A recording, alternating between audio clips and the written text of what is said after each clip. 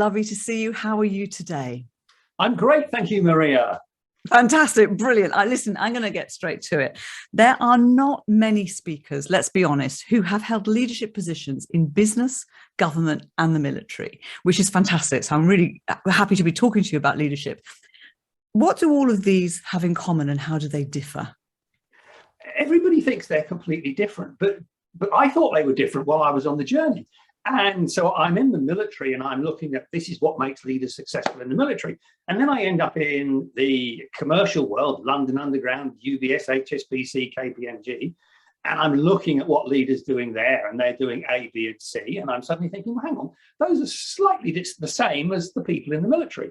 And then I go into local government, Department of Health and that sort of thing. And I think leaders do this. And then it suddenly dawns on me, actually, leaders that are successful do the same things in all of those environments. And my brain says to me, maybe, just maybe, no matter where you are, no matter what organization you're in, if you're a leader, there are things that you can do to be successful that are consistent, actually not because of the job you're in, but because, surprisingly, you're dealing with human beings.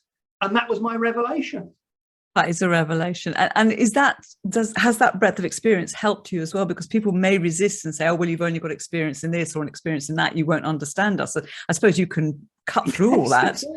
There's always that. No. In construction, we are really different. And retail, we're really different. And everybody says, no, we're really different. We are 90% different and 10% the same as those people in that other industry. No, you're not. The reality is, it's probably 80% the same and 20% a little bit of difference. At its most basic, you have people. What you have to do is to get the best from your people and focus that onto what delivers success in your world. But the getting the best from people is the same anywhere. Yeah, love it. So you say, and in fact, you're proving it here already, you say that we overcomplicate leadership and actually it's incredibly simple. Yeah. What would you say are the critical things that a leader needs to remember? There are just two things a leader needs, or three things really a leader needs to do. One, be able to manage tasks. Two, get the best from people. And three, then focus that best onto what the organization needs to do to be successful. That's it. It really is that simple. And the actual getting the best from people is what I love when I'm speaking, because everybody says, oh, no, that's all very complicated. But when I'm speaking, what delivers the best from people is up here. We know it. We've experienced it. So all I do is I get people to delve into their memories, and then suddenly their memories produce the answers for them. And within 2 minutes, I've got a list from the audience of 10 or 12 things that everybody knows makes them and everybody else deliver super performance. Because it's that up here is a jigsaw of all my experiences, and everybody goes, it's like a 1,000-piece jigsaw thrown on the table, and everyone's, I don't understand this is bonkers. What I do is I help them put the edges round first, and then we put the sky in, and then we put the ground, and suddenly the chaos becomes a roadmap that they can go and do something with. Fantastic. For anybody listening on the podcast and not watching the video, of course, up here, Chris is pointing to his head. So we've got it all in our heads, right? In our brains. Fantastic. In our experience, in our memory. Fantastic. Brilliant. So, okay, we've been through. But if you then take that to the organization, what the organization has to do, using what each leader is doing, is again simple, and we don't need to overcomplicate it. It's one, beat the objectives you have for this year. Two, beat any other challenges that happen to be around, like, we need to do better customer service. We need to build brand more effectively through our employees. We need to empower our employees. Those are the challenges. And then it's just finally about building the future. So beat your objectives, beat your challenges, build your future. How much more simple could you get? No, it's great. It's great. Super. So, okay, we've gone through and we're still sort of coming out the other end of COVID. Yeah. And so what about the future of leadership post-COVID? How can leaders and organizations keep up with the changes that they need to be making to get beyond this and to go forward? The for everybody listening, you will in some way, shape or form, through the experience of COVID, whether you've had tragedy, whether you've been ill, whether the experience of remote working was positive or negative, everybody listening to this will have significantly changed their perspectives, particularly in terms of what they think is important in their lives. It's been a reprioritization. And what that's meant is, that's also meant people have reevaluated how important they think work is versus their home life, what they are expecting from their job. So my analysis is that all the evidence is showing that what people wanted from their job, what people were prepared to tolerate in their job pre-COVID, is not the same as it is post-COVID. And as a result of that, people are, I am, you are, we're just more focused on having those important things in life, our spare time, our family, and we want to, because of COVID, we want to get more out of life. And that means getting more out of our jobs as well. So everything I've seen from my own experience, from the evidence I've seen from around the world, is saying people want more from their jobs. They want to be respected more. They want to get, effectively, leaders have to be better. Because if leaders continue to lead in the way that they did pre-COVID, which is effectively employees and everybody tolerating their job because they needed the money, they thought they shouldn't leave their job, and they were prepared to put up with it. Post-COVID, they are not prepared to put up with it anymore. And good leaders will still be fine, but those leaders who were on the line where employees were thinking of leaving are now in a position where those employees probably didn't even go back. And that's the challenge that organizations face, because organizations need to get all of their leaders up to the level where everybody wants to stay in their jobs.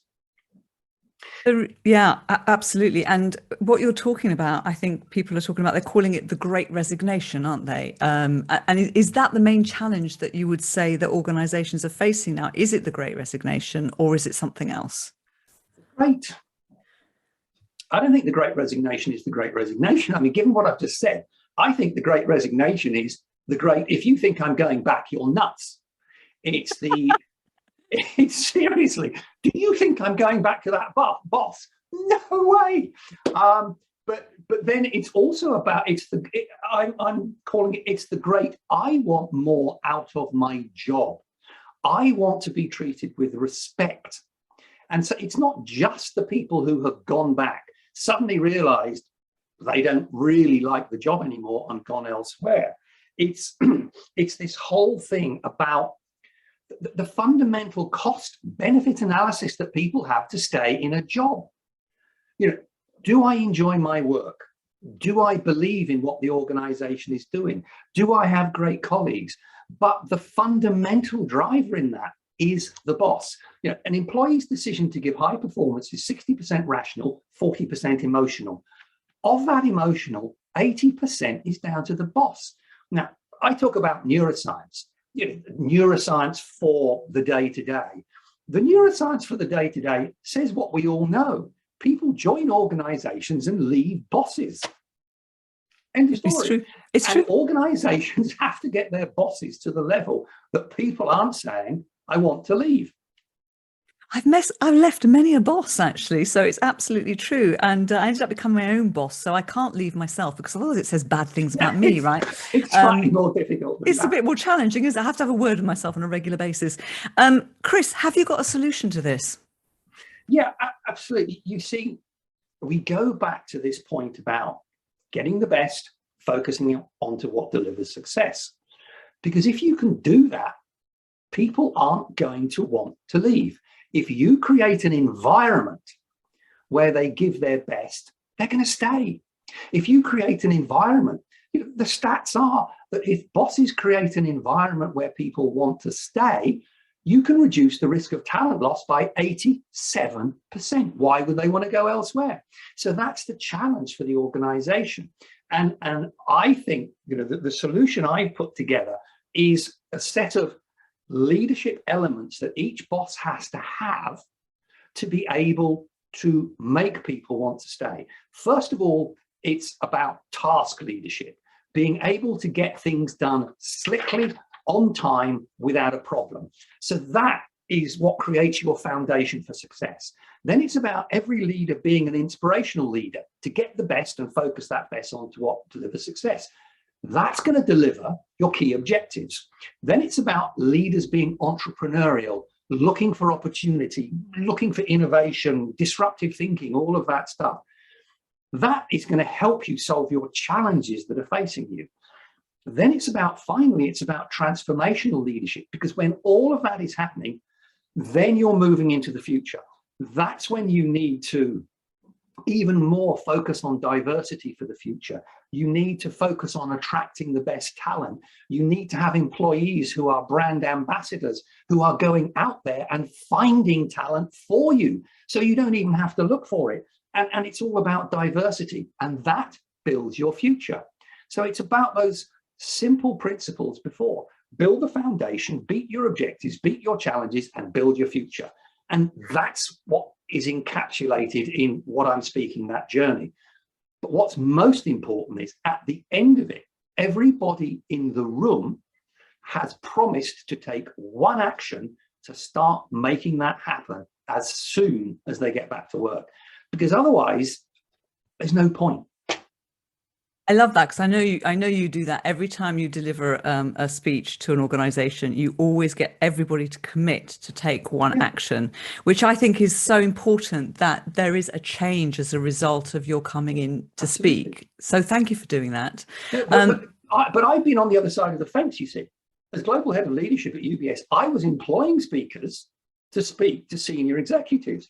And what I wanted above all, there's no point in them standing in the room just speaking. I wanted those senior executives to go and do something different that would improve performance. And that's why I do it, because it infuriates me when the speakers didn't do that for me. Yeah, absolutely. Absolutely right.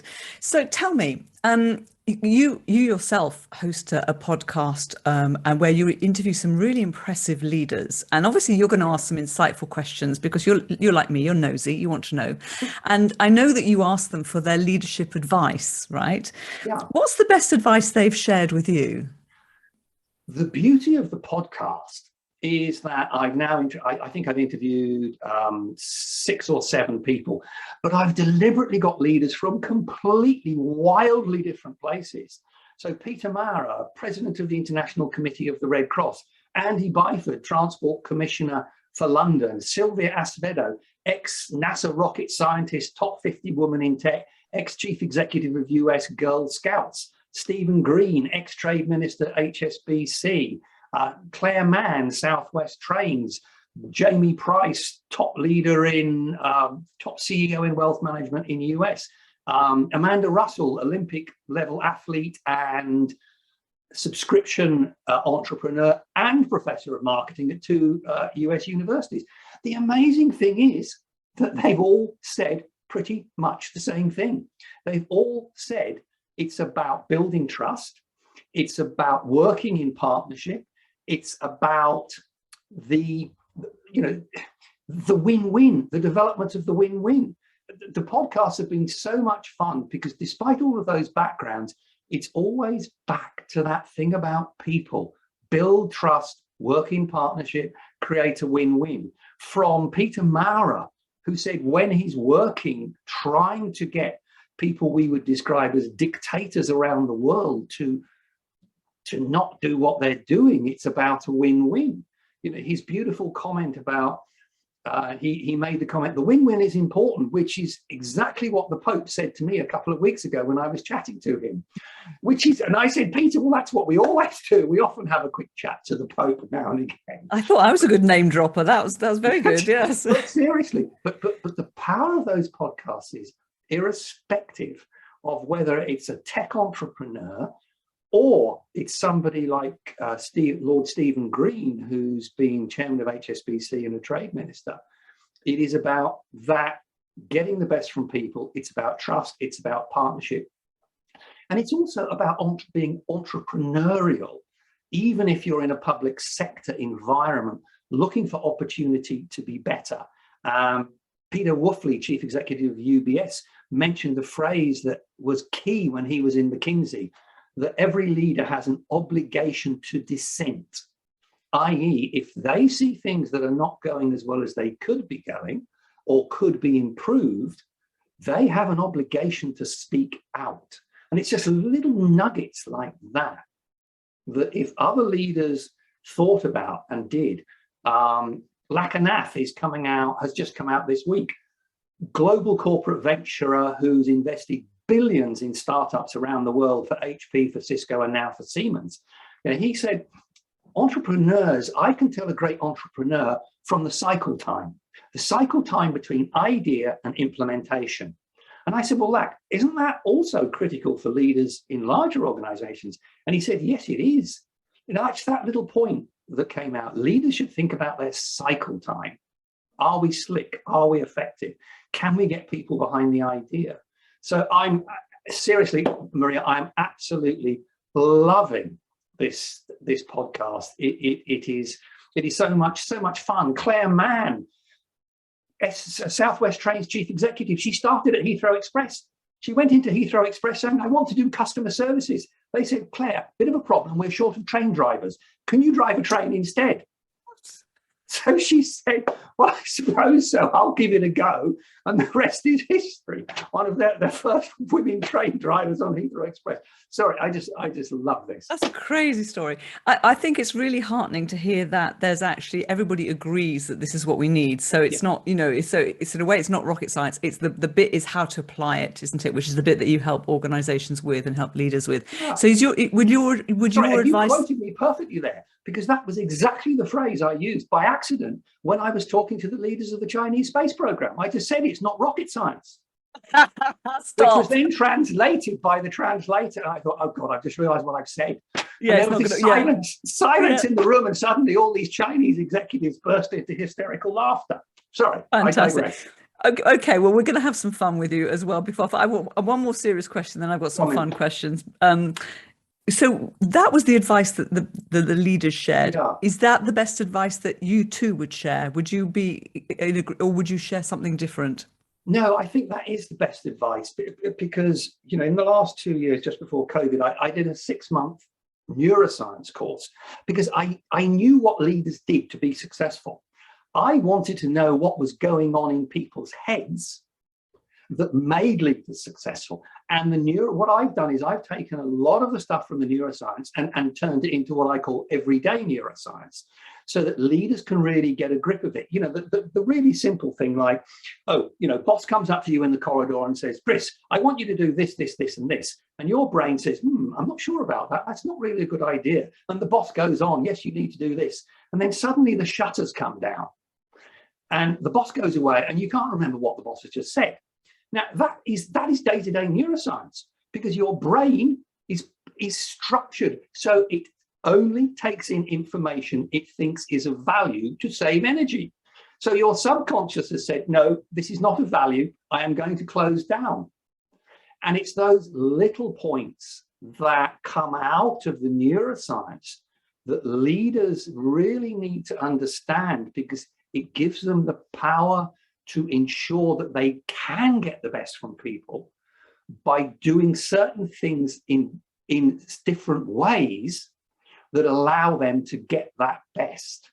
And what I would say is never ever forget that the people that you are leading are human beings. And going back to what Lord Stephen Green said in the interview last week in the final analysis, it's very simple. Treat people as you would wish to be treated yourself. Fabulous, fabulous. So listen, I'm going to have a bit of fun with you, Chris, because I know you very well, and I know you've been around the block a little while, just like me. We've had some experience, yes. And I know you've got some crazy experiences. I want to do a few quick fire questions with you. Sure. What's the most memorable event you've ever done?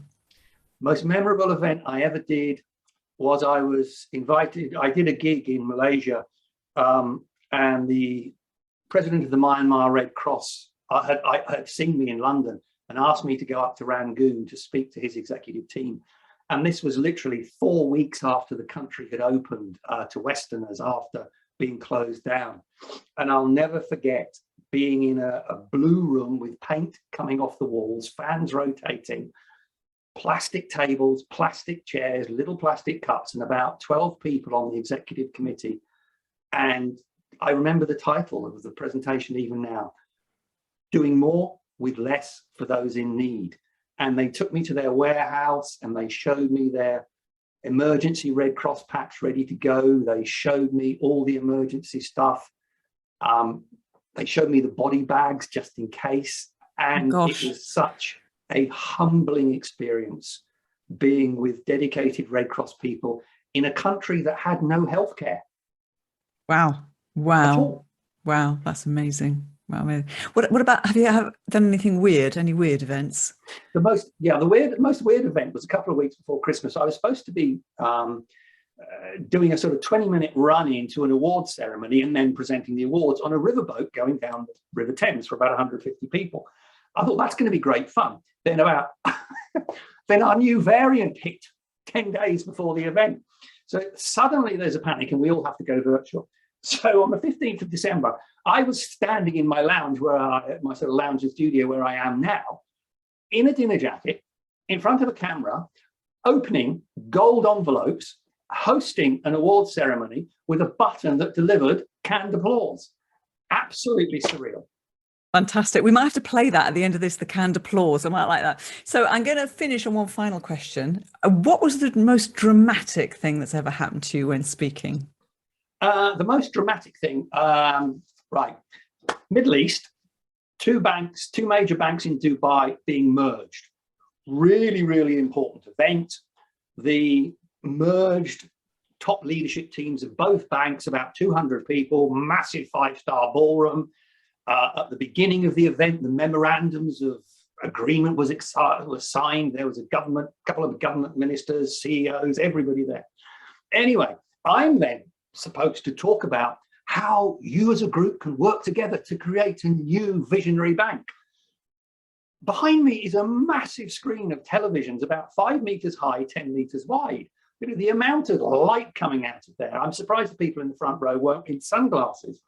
I get 20 minutes into the keynote and suddenly there's a buzz and then a bang behind me. I turn around, the entire screen is completely blank. So I think, okay, Chris, ad lib, see what happens. So I'm ad libbing. What then happens is they get it going again in about 5 minutes. I get another 5 minutes in, bang, it goes again. Somebody comes up, whispers in my ear. The problem is they plugged the screen into the wrong socket and it keeps overheating. You keep going. I mean, by now the HR director is freaking out. You keep going, and what we'll do is we'll run another cable. I then get the audience to sit around the tables and talk about how we can build a great team together and sort of facilitate a bit. And in the meantime, the electricians have a sort of 3-foot high cable reel with a cable 6 inches in diameter. They're running down the middle of the audience, plugging into the screens at the back. And then I just finish off my keynote for the last 15 minutes back to normal as if nothing had happened. I must admit, I did get a good round of applause at the end. I should think so. I think you earned that. Oh my goodness. I did need a drink after that one. Not so easy always in the Middle East. But anyway, super. Chris, it's been an absolute pleasure to host you. Thank you so much for your wisdom on leadership and sharing your thoughts on the solution that you have with regards to the Great Resignation. I hope you've enjoyed yourself.